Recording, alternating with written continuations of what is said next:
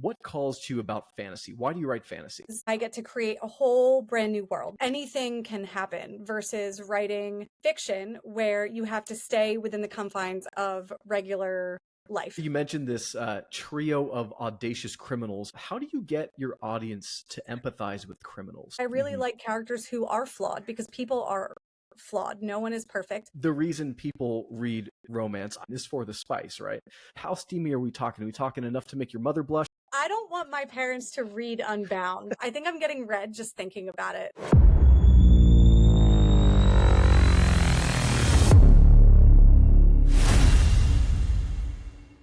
This is the Writers Are People Too podcast, where authors who won't shut up come to talk about themselves.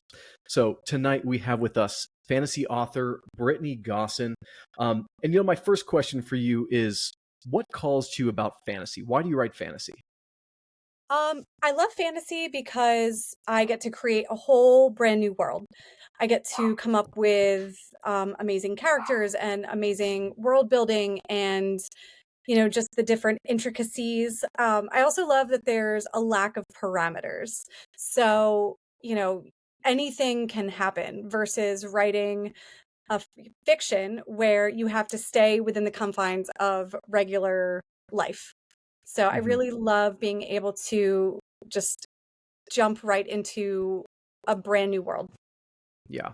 And I mean, that totally makes sense from the author perspective. And I think from the reader perspective, so many people are so bored with their own lives. They're like, just give me a brand new world. Like, I don't want anything to do with, LinkedIn and Facebook. Give me like dragons and magic. So I totally understand that.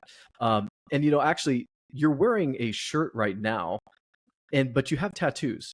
I do, yes. So if you want to start taking your clothes off to show me the tattoos, that's totally okay. If you want to leave them on, that's also fine. But are tattoos, a reflection of your creativity at all?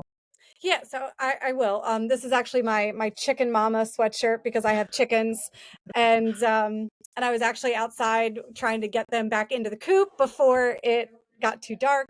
So those are my wife and I goal as well, to have like a chicken coop and a huge garden. Oh my gosh, do it. Yeah, I love it. So these, all of these tattoos, so you can see, it's a pirate ship. I have some mermaids, compass. I actually have a quill and a mermaid here. And then you can't really see because it's low, but I have a tree.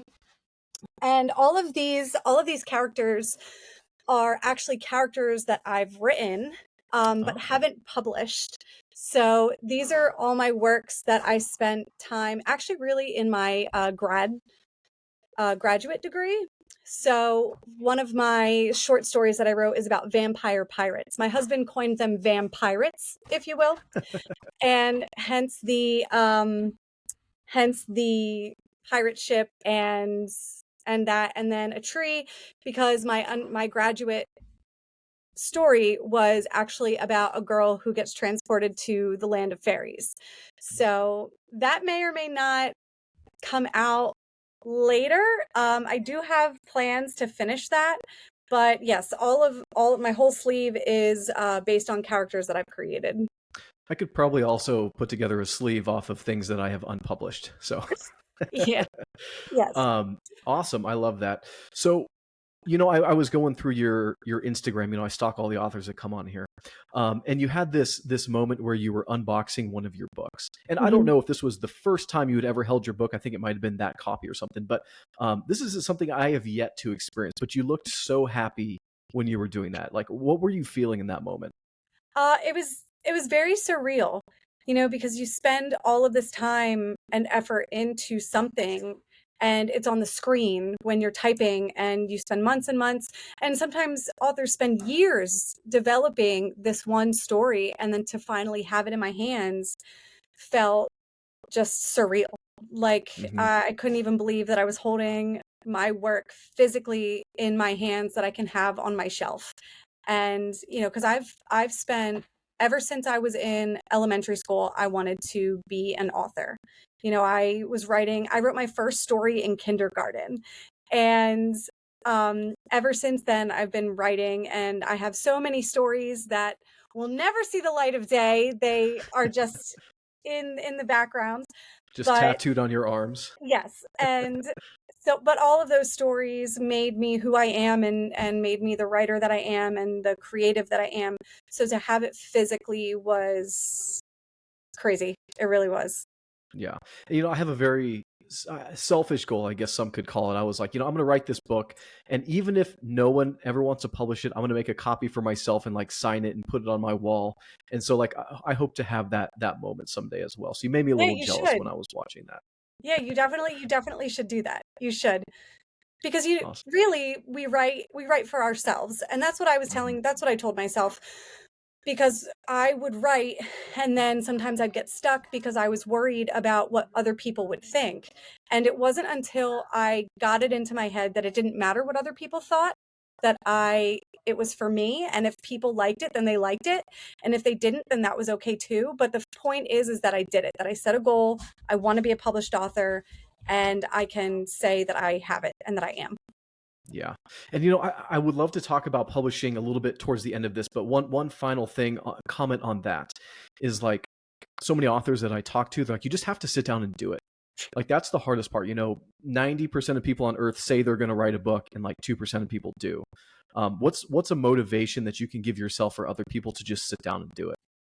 So, something that I use for motivation is after I write a chapter, I have very close friends of mine who I give the chapter to immediately. So, I'm working on a novel currently, and every single time I finish a chapter, I put it in a Google Doc, and then I text two of my friends. One is my sister, and one is a good friend of mine, and as well as my PA. So I text three people and I say, hey, I just uploaded chapter 5. And actually, today, my sister texted me and she said, if you could get chapter 6 done before I go to bed, that would be great. So I need a lot of external motivation in that sense, because I am okay with letting myself down, if that makes sense, but I'm not okay with Mm. letting down other people. So having other people keep me accountable is something that Yeah. I personally need. And it's also nice because then you get the immediate feedback and you see what works and where you have to change things. And I'm also someone that likes to talk things out. So even today, I called my friend and said, okay, I'm stuck. I need something to happen in this chapter. Where do you think I should go? And then we brainstormed together, and then I felt a lot better about where I was going in the story. Awesome. Yeah, accountability, super huge. I think one thing that I'm kind of failing at is having a support group as an author. And it's not for lack of trying. I feel like so I finished a manuscript a few months ago and I was like, I'm gonna send it out for beta readers. And I think I've sent it out to like 30 people or so, and Wow. like 3 have read it and given me Yeah, feedback. And I'm like, so I mean, I said we were gonna stop talking about this, but how it's do you get okay. people to like just read it and give you feedback? So, honestly, I have no idea because I was posting about it that I was writing it, and um I made a Google Doc and I said, "Hey, I'm looking for beta readers and please sign up if anybody would be interested. Here's the blurb, here's whatever."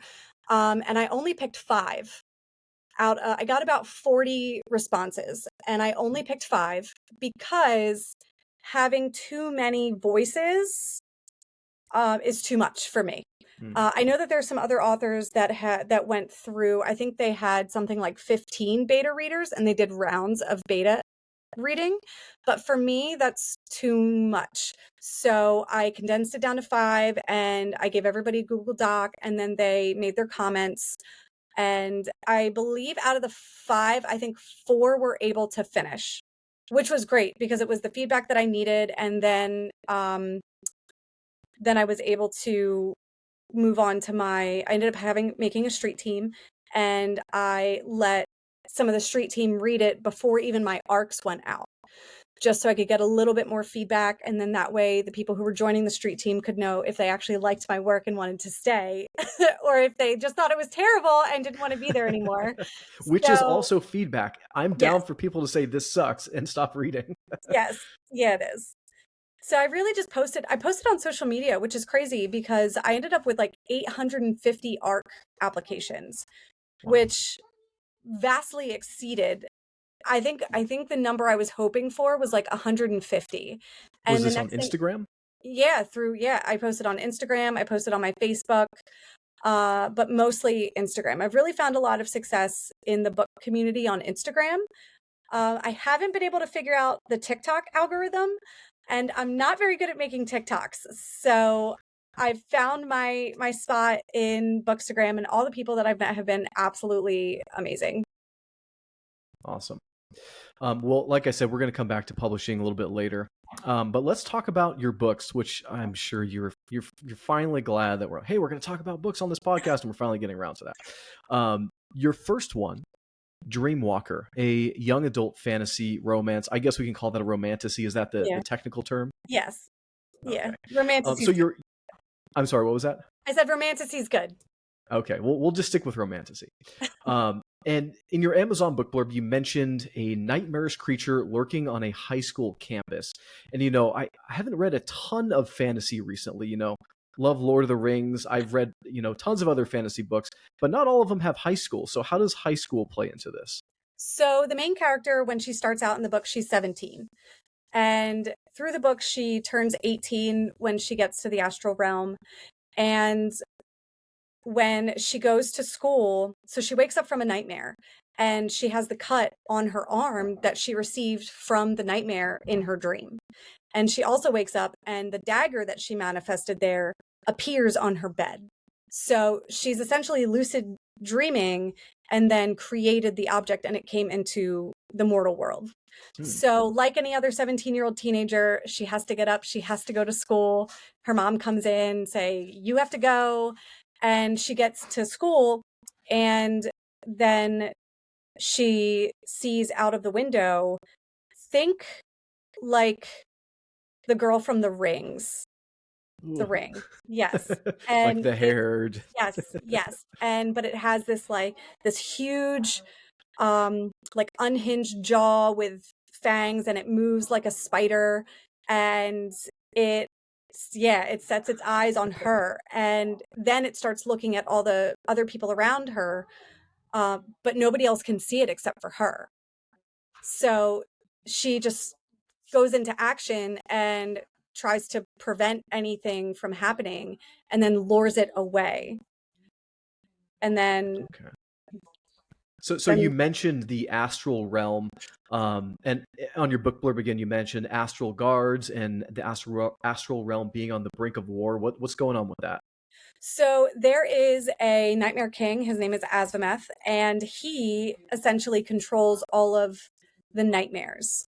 And the nightmares have been wreaking havoc all over the astral realm and its kingdoms, and then finding their way into the mortal world and into all of the other realms, from fairies to elves to dwarves to dragons, all of these worlds.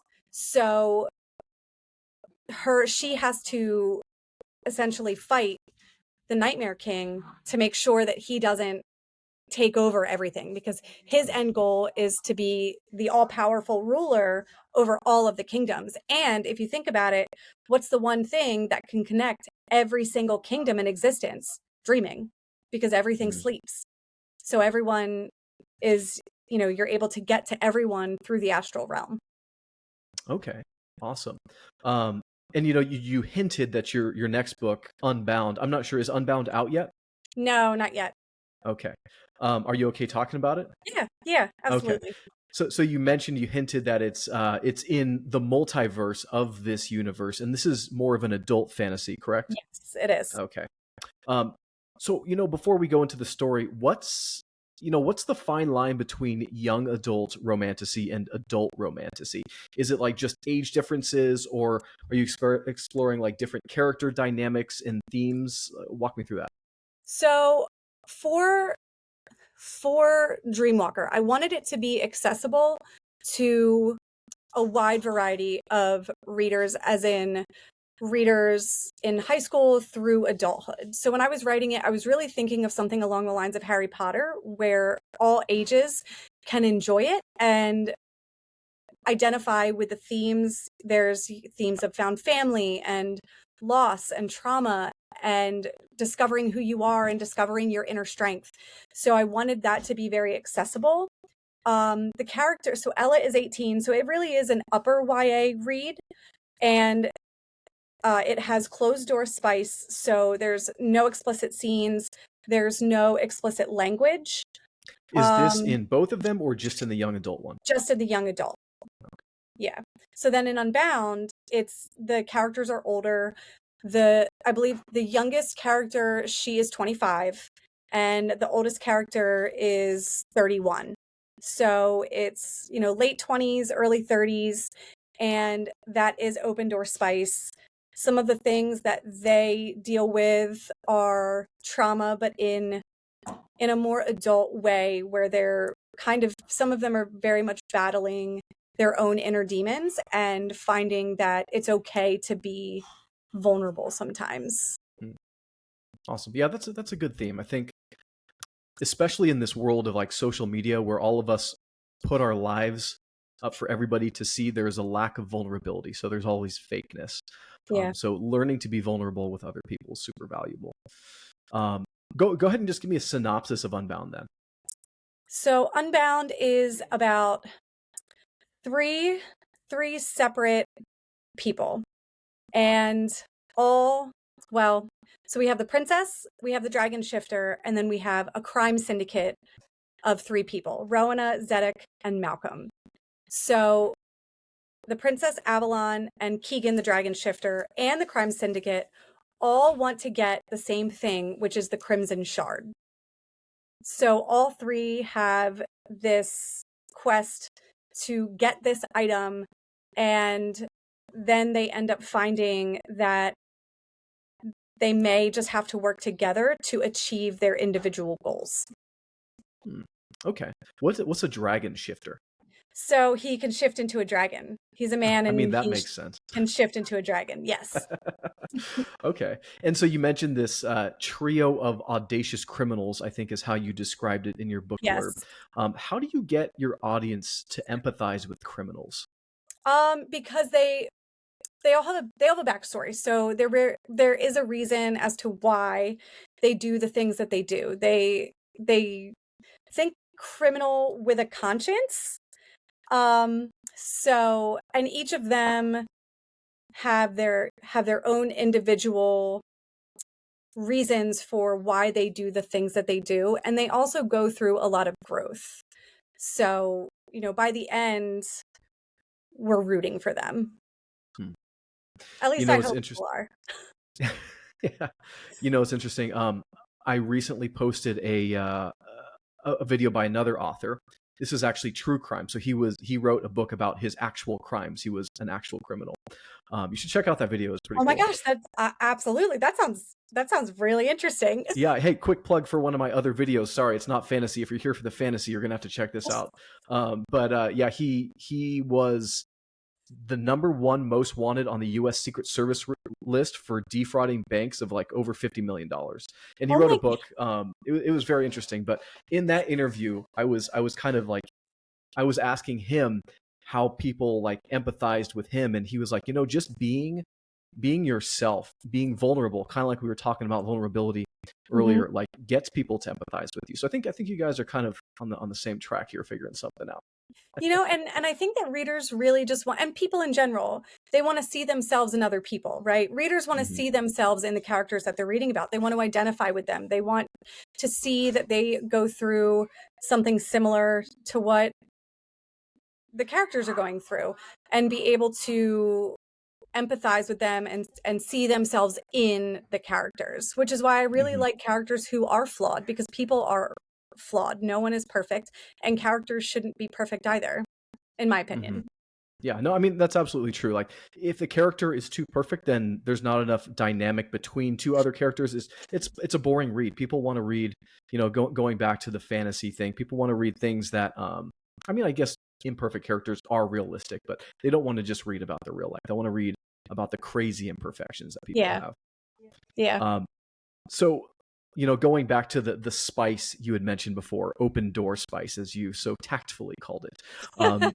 The reason people read romance, I would assume, is and reread again is for the spice, right?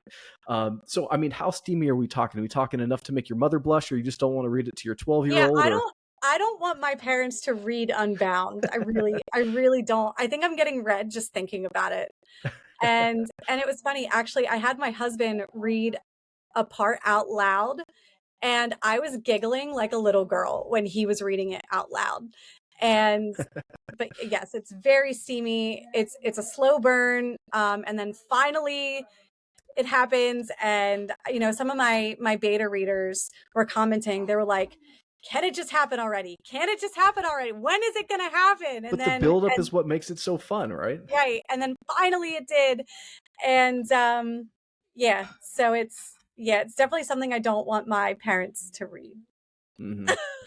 So, going back to the vulnerability theme that you talked about, sex can play so many roles in a story and in a book. What role does it play? Is it just there for the slow burn, the tension, or are there other messages there? So essentially, a romantasy is a romance. It's a romantic fantasy. So there needs to be an element of romance. And something that I wanted for that was there's this sense of forbidden love. So Ava, who's the princess, and Keegan, who's the dragon shifter, live in separate places, and they're divided by a wall. So Ava's father controls all of the dragons and keeps them in dragonflight, which is what they call where they live within their kingdom. And dragons aren't allowed to go into Alistraza, which is where the king is. So much so that if the dragons do cross the wall, they'll end up getting bound, which means that they'll essentially be spelled to not be able to shift, which will make them go crazy mentally. Because it's like being locked in your own skin. And for them, that's worse than death. So there's a lot of forbidden love there, because Ava and Keegan know that they're not supposed to be together, but still they have this pull towards each other. Gotcha. Not that there's anything wrong with just completely lustfully letting it out in the book, but I'm glad you have some other themes in there. Yeah. Any other comments on Unbound or Dreamwalker before we go on to some of your publishing stuff? So something that I love, so I did say it was a multiverse. So one of the Dreamwalkers in Dreamwalker is from Dragonflight. So he's a dragon shifter. He's from Dragonflight. If readers read Dreamwalker and Unbound, they're going to recognize Dragonflight and the dragon shifter from that one character. However, the timeline is set way before the events of Dreamwalker even take place. So, and in Unbound, there are some Dreamwalker Easter eggs that have been placed, which I think is fun. Yeah, I haven't yet written any of my unpublished things, even, dual universe things. So I'll have to play with that a little bit. I think that could be fun. Awesome. So, going back to your Instagram post that I so thoroughly stalked, at the end of May, you had this awesome Instagram post where you were so giddy and excited that you'd finally gotten an agent. How does somebody get an agent? Because I have been completely unsuccessful at that so far. So my whole agent situation was not the norm at all. So, usually you query, right? You send queries and you wait to hear back. So And many I did queries. I got so many rejections, but I was reached out.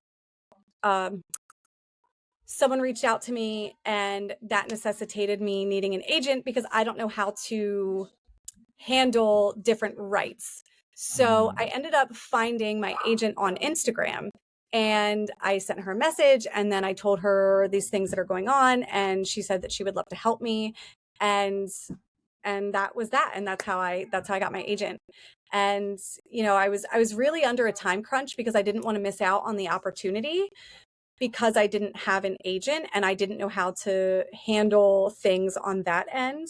But luckily, so this was intellectual rights for one of your books or something like that you needed representation for, is ultimately what that means. Yeah, so so someone is interested and I need representation to handle all of those things. Awesome. So Well, then what that means to me is that you've been wildly successful, even so that you had to reach out to an agent to get them to, like, okay, that's awesome. I love that. thank you. So moving on then to self-publishing, which you did before. I mean, I guess all of your stuff is self-published at this point then, right? Yeah, as of right now, yeah, we're kind of going a hybrid style because Dreamwalker is self-published, but then we're hoping to start putting Unbound on submission and subsequent Dreamwalker books. So we'll see. But if it doesn't get picked up, then I'm going to self-publish because ultimately I want my words out there. And for me, it doesn't necessarily matter how it gets out there as long as it does. Yeah, that makes sense. And that's something I talk to so many authors about as well. It's like you have to have the right motivation. You want to do it because you want to do it. There are going to be rare cases, present company not excluded, I hope, where we make it wildly rich, right? But the vast majority of people, unfortunately, that's not going to be the case. So you have to do it because you love it, because you have something to say, and because there's value in what you say. So everybody keep writing. Even if you're not going to make it rich, that's completely okay. Yeah, I agree. Definitely always keep writing. Yeah. So yeah, going back to the self-publishing again, what are some of like the major challenges that you ran into? And actually, shameless plug for you then. You wrote a book called So You Wrote a Book. That's super meta. Where you will, quote, navigate to the confusing world of self-publishing, from editing to formatting and where to publish your book. So walk me through all that stuff. So I really wanted to put, I've learned so much as an indie author, and I wanted to help other people who were in my position that had no idea where to start, that were feeling very overwhelmed, because there's only so much Googling you can do before you're like, I just need a person to tell me what the right thing is. So I'm not saying that is the right way. I'm saying it's the way I did it. And if other people wanted to do it too, this is how I did it. So it's everything that I did, and all of the information that I wished I knew before going into it, instead of muddling my way through for months and trying to ask a million different people. So I really wanted it to be a singular place for other authors. If you want to give one or two hints from that without divulging all of your secrets, what would maybe your top one be? Oh my goodness. I mean, if you want to tell me all of them, you can do that too. Yeah, I mean, like, so something that I learned that I didn't know before is, if you buy ISBNs, buy them from Bowker and buy the 10-pack for like $300, because one ISBN is $125, but you can buy 10 for $300, and every single book format needs a separate ISBN. So if you write 3 books, that's 9 ISBNs right there. And they're yours, and you can keep them and use them, and then you can use them on all platforms. So you can put that same ISBN on Amazon, on Ingram Sparks, on Barnes & Noble if you decide. But paperback, hardback, and ebook all need separate ISBNs. Wow. Major tip. Look at that. She's saving you hundreds of dollars right there. You're welcome. Awesome. Well, any final comments about anything before I let you go? Oh, and then another tip, if you want to print books, use bookvault.app. Bookvault.app. It's I'll write that down. cheaper. It's cheaper than Amazon or Barnes & Noble by like $1.50 a book, which was solid when I went to do all of my pre-orders. I cannot recommend BookVault enough. I will shout Awesome. it from the rooftops. Well, I will leave a link to your book, So You Wrote a Book, in the description here. Cool. Anything else, Brittany? No, that's it. Thank you so much for having me. Yeah, absolutely. That was a pleasure. I will be in contact with you. Everybody, we had Brittany Gossin.